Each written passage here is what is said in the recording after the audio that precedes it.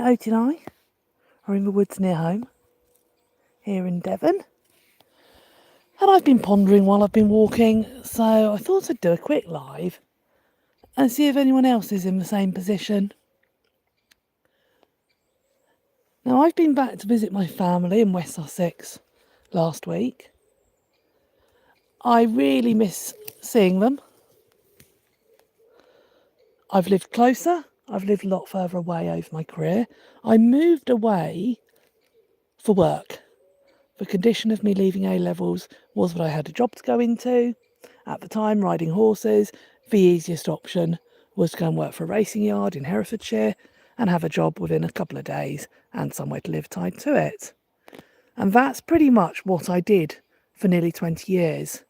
Moved around for work, have had some amazing experiences, driven pairs of Clydesdales at the Highland Show, been on the Scurry circuit, the driving trial circuit, ridden out racehorses in various places, worked on farms. I've had a brilliant career and I can't sort of argue with that. It has been wonderful. But it's also left me with a lot of pain and issues with my body, as you'll find a lot of people who've worked with horses and farming have. And it left me with no money. Actually, it left me with debt.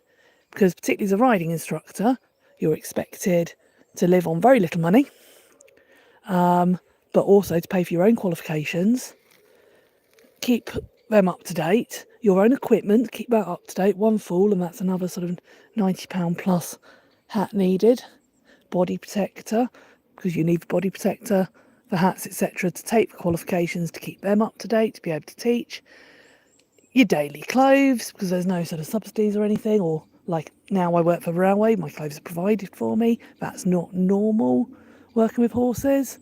You might get a fleece. Some places I've had your pair of boots, but it's certainly not standard. But where it's left me is working for the railway. I've been able to afford a house, which is brilliant. And it's here in Devon, which I love Devon. That's why I've moved back here. But as family are getting older, as parents are getting older, as I'm getting older, the travelling between Sussex and Devon isn't nearly as much fun anymore. So it means I'm not seeing much of anyone.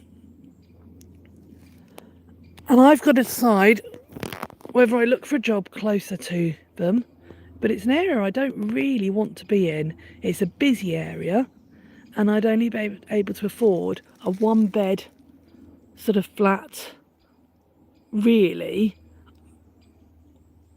anywhere actually near them or within an hour's distance, a two-bed bungalow or something more similar to what I've got, but then I'm still going to be an hour from them, so it's not as though I'm going to pop in for a dinner in the evenings.